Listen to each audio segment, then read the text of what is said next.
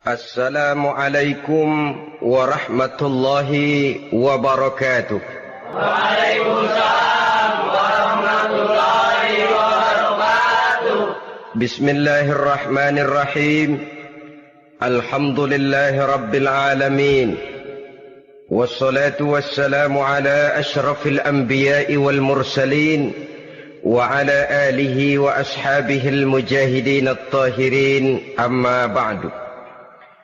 Bersabda Rasulullah sallallahu alaihi wasallam, "Iza sarratka hasanatuka wa sa'atka sayyi'atuka fa anta mu'min."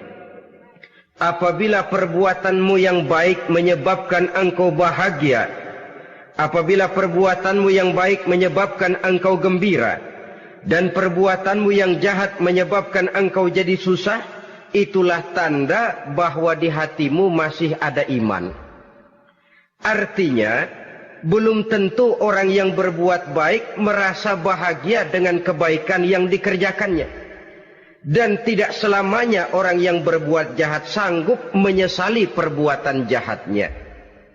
Oleh karenanya, apabila iman masih ada, apabila hati masih hidup, perbuatan yang baik menyebabkan orang gembira, perbuatan yang jahat menyebabkan orang susah dan gelisah hatinya. Ini mengandung pelajaran. Sekali kita berbuat baik, jangan sekali-kali menyesali kebaikan itu. Sebaliknya, satu kali kita melakukan kesalahan, hendaknya selalu menyesalinya.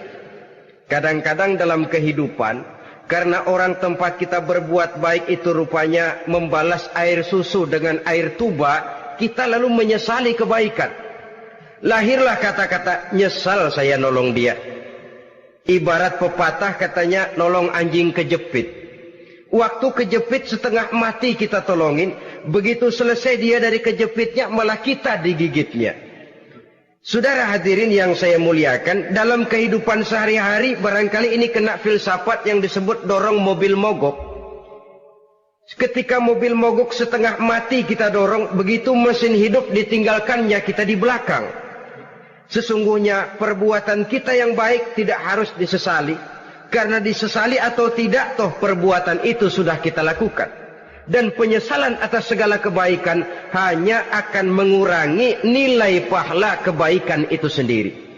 Berbahagialah apabila berbuat baik, walaupun orang yang kita melakukan kebaikan membalasnya dengan kejahatan. Menyesalah apabila berbuat kesalahan, apabila melakukan dosa, karena itu pertanda nilai iman yang masih hidup dalam jiwa kita. Saudara-saudara kaum muslimin yang berbahagia, jadi sungguh pun pahala dan dosa sesuatu yang abstrak, efeknya jelas dia mendatangkan kebahagiaan atau membawa kepada kegelisahan batin di dalam kehidupan manusia. Orang di zaman materialis kurang terangsang berbuat pahala dan terdorong melakukan dosa. Kenapa? Karena pahala tidak kelihatan, dosa tidak nampak. Kalau pahala kelihatan, barangkali nggak kuat kita mikul pahala. Kalau dosa benjol, umpama tiap bikin dosa palanya benjol, barangkali sudah nggak karu-karuan kepala kita. Baik pahala, baik dosa, sesuatu yang tidak nampak oleh pandangan mata zahir, tapi yang punya efek dalam kehidupan ini. Orang yang banyak pahalanya dengan orang yang banyak dosanya, kalau dia berjalan barangkali sulit kita membedakan. Tapi efeknya dalam kehidupan ini jelas adanya. Sesuatu yang bernama pahala kita perlukan, karena hidup tidak berhenti hingga di sini. Sesuatu yang bernama dosa harus kita hindarkan, karena ada kelanjutan sesudah hidup yang sekarang ini. Kehidupan dari satu pertanggungan jawab. Itu sebabnya Imam Ghazali dalam bahasa yang indah sekali berpesan, "Jaddidis safinah fa innal bahra amiq wa khuziz zad fa innas safara ba'id." Perbarui selalu kapalmu, rawat, jaga baik-baik, dandani kapalmu, fa innal bahra amiq, karena sesungguhnya lautan ini sangat dalam. Satu bahasa yang indah dari tamsil terhadap kehidupan. Perbaiki kapalmu karena lautan ini sangat dalam. Artinya, jaga baik-baik hatimu. Pelihara iman dan keyakinanmu, karena hidup ini bagaikan gelombang lautan. Tempo-tempo air tenang, tempo-tempo ombak menggila dan menggunung. Jaga iman baik-baik karena hidup penuh dengan cobaan dan ujian. Itu maksudnya. Wa khuziz zad fa inna safara ba'id. Dan bawa bekal yang banyak karena perjalanan hidup ini sangat panjang. Perjalanan ini sangat jauh. Kita kalau pergi keluar kota tentu saja membawa bekal. Makin jauh kota yang akan kita tuju, makin banyak bekal yang harus kita bawa. Alangkah sengsaranya manusia apabila dia akan pergi ke satu kota yang jauh, modalnya cuma nekat. Bagaimana nanti di sana sajalah. Tidak membawa bekal sebagaimana yang sewajarnya. Hal yang semacam ini senangnya sih belum tentu, keblangsak dan susahnya sudah kebayang. Itu dalam kehidupan di dunia ini. Bagaimana kalau sudah bicara tentang kehidupan yang akan datang? Karena sesungguhnya hidup ini merupakan satu perjalanan yang sangat panjang. Sejak kita tinggal di alam arwah, pada saat jasad belum lagi diciptakan Allah, ruh sudah diciptakannya lebih dahulu. Sampai kemudian kita pindah ke alam rahim, alam kandungan ibu. Untuk kemudian berpindah kepada kehidupan dunia. Dari dunia ini kita pindah ke alam barzakh. Di sana tinggal kita 100 tahun mungkin, 100.000 tahun mungkin, 1 juta tahun mungkin, menunggu saat datangnya kiamat. Lalu dari alam barzakh pindah kita ke alam akhirat. Satu perjalanan yang sangat panjang. Alangkah malangnya, alangkah sengsaranya jika tahu kita begitu panjangnya perjalanan hidup ini, tidak ada bekal yang kita bawa. Artinya kesengsaraan, kesulitan yang bertali-tali sudah jelas akan menimpa kita. Kalau pergi kita keluar kota membawa bekal uang, membawa bekal makanan, apa bekal yang mesti kita bawa? Apabila kita kembali ke alam barzakh, kembali ke alam kubur, berkumpul di padang mahsyar di akhirat nanti, nasi yang mau kita bawa, uang yang mau kita bawa, tentu tidak lagi. Karena kehidupan materialis selesai di atas liang lahat. Bila masuk kita ke liang lahat, disitulah pahala dan dosa memegang peranan yang sangat penting. Maka pada pertemuan malam ini kita akan bicara tentang pahala dan dosa itu. Saudara-saudara kaum muslimin rahimakumullah, yang dinamakan pahala, kata Imam Ali Al-Jurjani dalam kitab At-Ta'rifatnya, ma yastahiqqu bihi ar-rahmatu wal maghfiratu minallahi ta'ala. Sesuatu yang pelaksananya berhak untuk mendapat rahmah dan ampunan dari Allah. Dengan kata lain, nilai pahala adalah akibat dari perbuatan-perbuatan di dalam melaksanakan perintah dan anjuran yang ada di dalam kehidupan agama. Apabila perintah dan anjuran kita laksanakan, nilai pahala itu lalu datang. Nah, nilai pahala dalam Islam, menurut konsepsi Quran, Allah menjelaskan, man jaa bil hasanati falahu asyru amsalihha. Barang siapa yang datang membawa satu kebajikan, barang siapa yang melaksanakan satu kebaikan, maka dia akan mendapat balasan 10 kali dari kebaikan yang dikerjakannya. 10 kali ini pun masih dilipat gandakan dengan 7. 7 ini pun masih dikalikan 100. Dan itu pun masih ditambah dengan pernyataan, wallahu yudha'ifu liman yasha. Allah masih akan melipat gandakan perbuatan baik seseorang yang dikehendakinya. Itulah nikmatnya dalam Islam. Tetapi sebaliknya, wa man jaa'a bisayyi'ati fala yujza illa mislaha. Barang siapa yang melakukan satu kejahatan, dia tidak akan mendapat balasan kecuali sesuai dengan kejahatan yang dikerjakannya. Alangkah rahman dan rahimnya Allah. Orang yang berbuat baik dibalas 10, dikali 7, dikali 100, masih dilipat gandakan pula. Tapi orang yang berbuat jahat tidak akan mendapat balasan kecuali sesuai dengan kejahatan yang dikerjakannya. Ini kan beda dengan sifat kita manusia. Kita ini kadang-kadang kalau dijitak membalasnya mukul. Tapi kalau orang berbuat baik kepada kita, kita enggan untuk berbuat baik kepada orang tadi. Allah tidak mengajarkan begitu. Satu kebaikan berbalas 10. Satu kejahatan berbalas dengan satu kejahatan. Maha Rahman dan Rahim Allah. Bahkan dalam Islam, niat berbuat baik saja mendapat pahala. Sedangkan niat berbuat jahat belum ditulis merupakan satu dosa sampai kejahatan itu dikerjakan oleh orang yang niat tadi. Umpamanya, saudara niat nanti malam giliran pengajian saya mau hadir di majelis taklim. Pas datang waktu malam hujan turun sangat lebat. Saudara berhalangan datang ke majelis taklim, saudara sudah mendapat pahala niat. Tapi saudara niat, nanti malam kalau turun hujan, saya mau bongkar rumahnya si fulan, saya mau curi seluruh harta bendanya. Ternyata malam saudara tidak mengerjakan perbuatan itu belum ditulis dosa sampai perbuatan itu benar-benar dikerjakan. Tapi lalu jangan macam-macam, kalau begitu niat aja yang baik biar nggak usah dikerjain. Niat aja pengen ngaji walaupun tidak ada niatan untuk ngaji. Allah lebih tahu tentang apa yang terdetik di dalam hati sanubari kita. Itulah sebabnya sangat dianjurkan orang untuk melakukan segala macam kebajikan. Dan dianjurkan orang menjauhkan segala macam bentuk kejahatan. Karena dia akan berefek melahirkan dosa dan pahala. Dosa dan pahala itulah alat untuk memperoleh kebahagiaan di alam kubur, di padang mahsyar, sampai di akhirat nanti.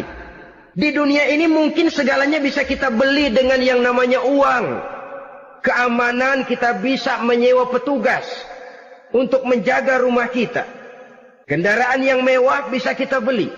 Udara yang sejuk bisa kita ciptakan. Siapa banyak uang dia raja. Mungkin itu di dunia.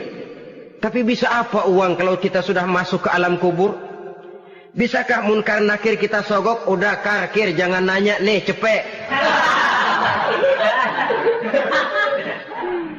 Bisakah malaikat azab menyingkir dengan uang semir?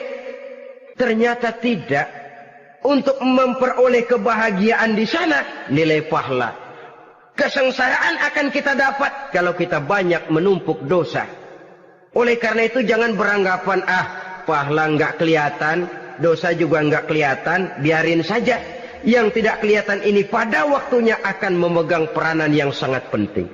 Tapi tidak cuma untuk menghadapi hidup di situ, kita lalu harus berbuat baik dan meninggalkan yang jahat. Terutama juga di dunia ini. Toh pepatah bilang gajah mati meninggalkan gading, harimau mati meninggalkan belang. Apa yang akan kita tinggalkan setelah kita mati? Kita ingin jasad kita boleh hancur terkubur tanah, tapi nama kita ingin hidup terus, dikenang orang 100, 1000, bahkan 1.000.000 tahun yang akan datang. Ditulis orang dengan tinta emas dalam sejarah, tercatat kita sebagai orang baik-baik. Saudara-saudara kaum muslimin rahimakumullah. Lalu perbuatan apa yang bisa mendatangkan pahala itu? Saudara-saudara, semua perbuatan yang diperintah dan dianjurkan oleh Allah, yang dikerjakan dengan ikhlas hanya untuk mencapai ridho Allah, mendatangkan pahala. Kadang-kadang menurut pendapat kita remeh, tapi nilainya di sisi Allah besar. Itu pahala. Menghitung pahala itu hak prerogatif Allah. Perbuatan yang ringan Allah mau berikan ganjaran yang besar, itu urusan Allah. Misalnya, kata Nabi, la tahkiranna minal ma'rufi syai'an. Jangan kamu menganggap remeh perbuatan baik walaupun kecil. Jangan merasa sulit melakukan perbuatan yang mengandung pahala. Bertemu dengan teman, muka kita cerah, berpahala. menyingkirkan duri di jalanan berpahala, menolong orang yang sesat, memberitahu orang yang bertanya berpahala. Tidak sulit kalau kita mau. Yang diperintah dan dianjurkan oleh agama itu perbuatan yang mengandung nilai-nilai pahala. Masalahnya cuma tinggal mau atau tidak dan dikerjakan dengan ikhlas. Bertemu teman mukanya cerah, pahala. Menyingkirkan duri di jalanan, pahala. Sedekah, pahala. Tidak berupa perbuatan, bisa berupa ucapan. Misalnya bersolawat, pahala. Bertasbih dan bertahmid, pahala. Kata Nabi, kalimatani khafifatani 'alal lisan, saqilatani fil mizan. Ada dua kalimat yang enteng di lidah tapi berat di timbangan akhirat nanti. Apa itu? Subhanallah walhamdulillah. Itu kan amalan yang ringan, perbuatan yang mudah saja, tapi nilainya demikian besar dalam pandangan Allah. Jadi pendeknya, perbuatan yang bernilai pahala adalah perintah dan anjuran agama yang dilaksanakan dengan ikhlas semata-mata untuk mencapai ridho Allah, itu mengandung pahala. Niat dasarnya itu harus karena Allah. Landasannya harus karena ikhlas.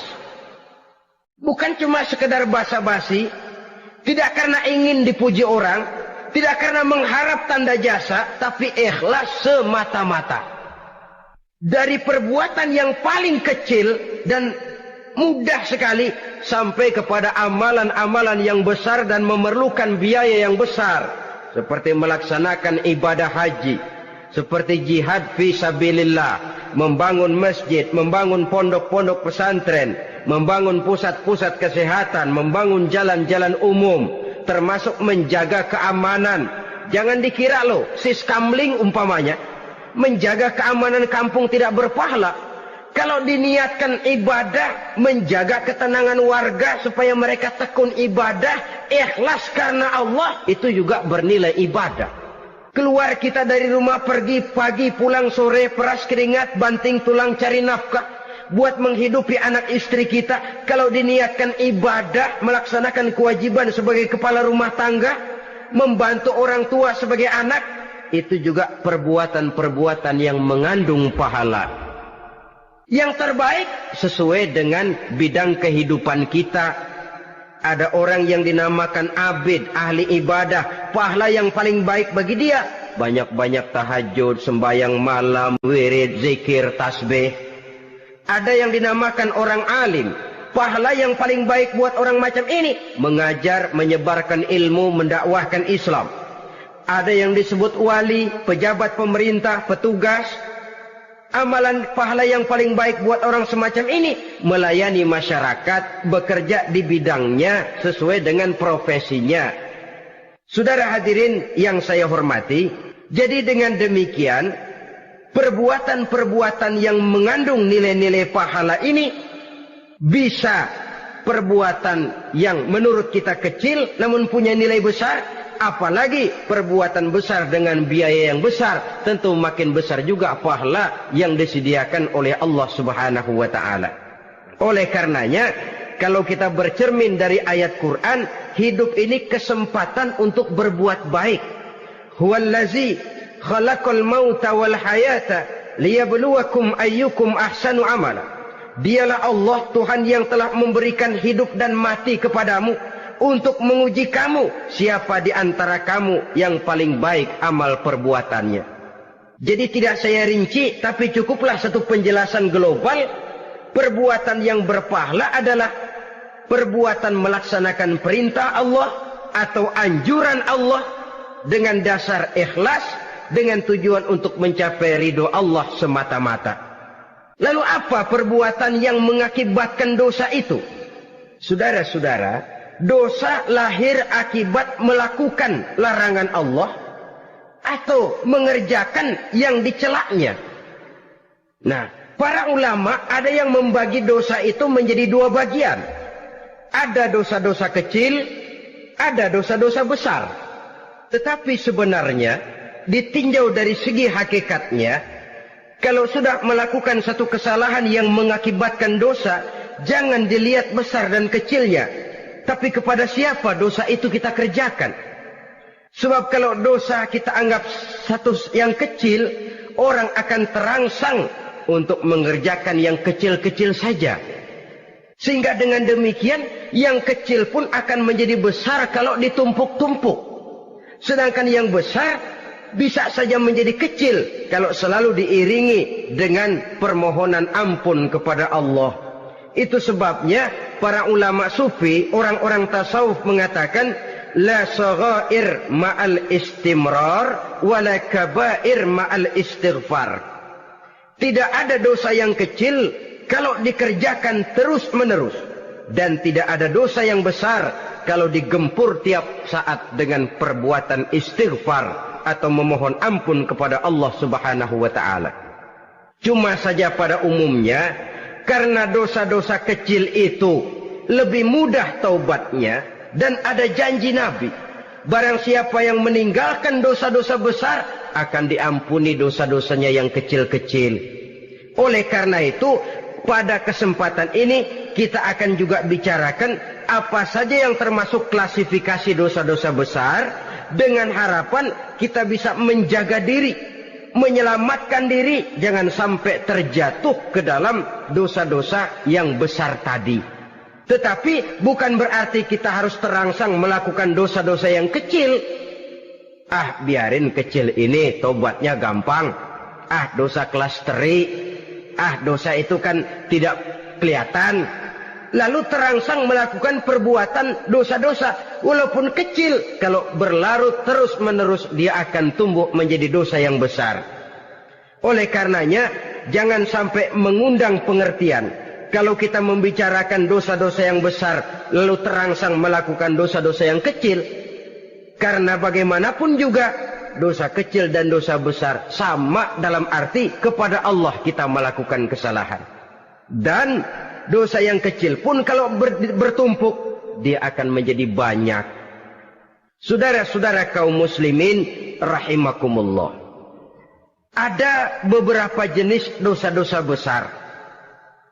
Jenis yang pertama, asyirku billah, syirik atau menyekutukan Allah. Dari sekian deretan dosa-dosa besar, syirik ini merupakan bapak moyangnya dosa. Dedengkotnya dosa, itu syirik, menyekutukan Allah. Bahkan dosa yang lain Allah masih mau mengampuni. Tapi kalau sudah syirik, menyekutukan Allah, itu sudah satu dosa yang tidak berampun sama sekali. Oleh karena itu tepat pesan Imam Ghazali tadi. Jadi di safinah fa innal bahra amik. Jaga iman, pelihara akidah, dandani kapal.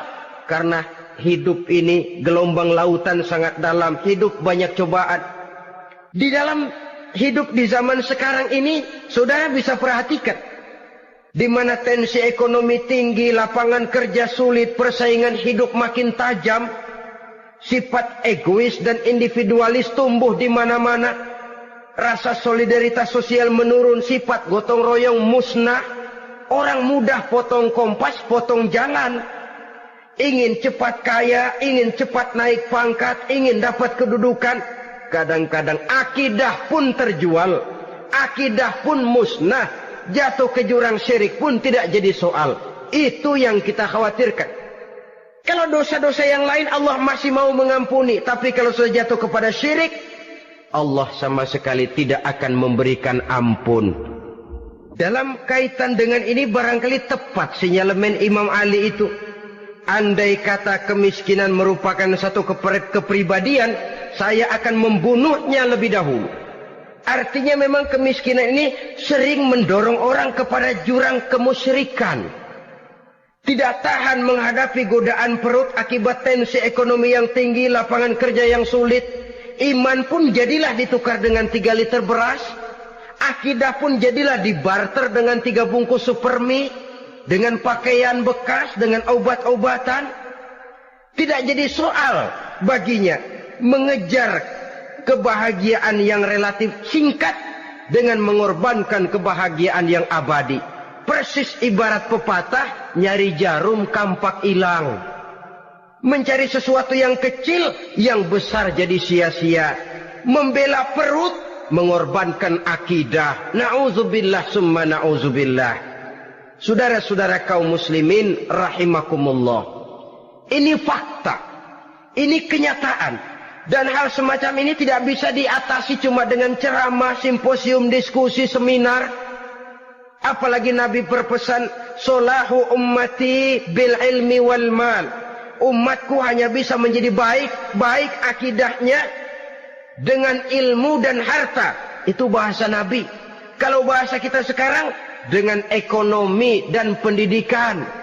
Ilmu, pendidikan, ekonomi, harta. Tanpa itu sangat besar kemungkinan kita bisa menjual akidah terjerumus di lembah kemusyrikan.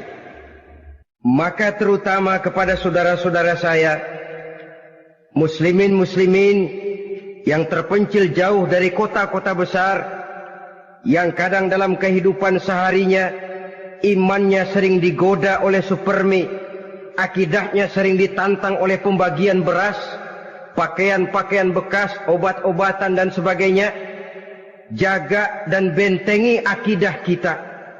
Lebih baik nyawa berpisah dari badan, asal iman jangan berpisah dari hati. Kepada adik-adik saya para remaja, para pemuda di kota-kota besar, yang iman dan akidahnya sering ditantang dengan minuman-minuman keras, fasilitas-fasilitas yang menghanyutkan, yang secara terarah dan praktis sedikit demi sedikit menggiring kita untuk keluar dari nilai-nilai akidah. Hati-hati, jaga baik-baik, sebab intan paling mahal, mutiara paling berharga, tidak lain nilai iman ini. Tergelincir kita daripadanya, jatuh ke lembah kemusyrikan, jatuh ke satu dosa yang teramat besar, yang Allah tidak akan pernah memberikan ampun lagi. Ini dosa besar yang pertama. Yang kedua, qatlun nafsi illa bilhaq, membunuh orang tanpa alasan yang benar. Di zaman kesulitan ekonomi kadang-kadang orang mudah nekat. Tengok saja, kadang-kadang karena pasal uang 100-200 perak saja nyawa bisa melayang. Kadang-kadang karena urusan yang remeh, salah omong, salah ambil, salah ucap, salah pegang, nyawa bisa jadi melayang. Alangkah murahnya nyawa, seakan-akan kita yang punya. Padahal nyawa itu hak milik Allah. Tidak pantas kita merampasnya, tidak pantas kita menghilangkannya dari jasad seseorang. Oleh karenanya, membunuh orang merupakan satu dosa yang sangat besar. Jangankan kepada orang yang seakidah, orang yang lain akidah saja pun, kalau dia hidup berdamai, rukun, berdampingan, kita harus melindungi. Apatah lagi teman seakidah sendiri. Saudara-saudara kaum muslimin rahimakumullah. Pantas kalau Nabi menyatakan, apabila dua orang Islam sudah saling berkelahi, berbunuh-bunuhan, al-qatil wal maqtul finnar, yang membunuh dan yang dibunuh dua-duanya sama-sama masuk neraka. Sahabat heran, ya Rasul, kalau yang membunuh masuk neraka sih wajar, tapi yang terbunuh kok neraka juga, kenapa? Kata Rasul, sebenarnya dia juga cuma sudah niat untuk membunuh, cuma keduluan saja. Andai kata dia tidak terbunuh, tentu dia yang akan membunuh. Saudara-saudara kaum muslimin rahimakumullah, Islam sesuai dengan namanya adalah agama damai. Kita tidak boleh mencari-cari musuh, walaupun tidak boleh lari kalau bertemu musuh. Oleh karenanya, pantang seorang muslim menimbulkan benih keonaran,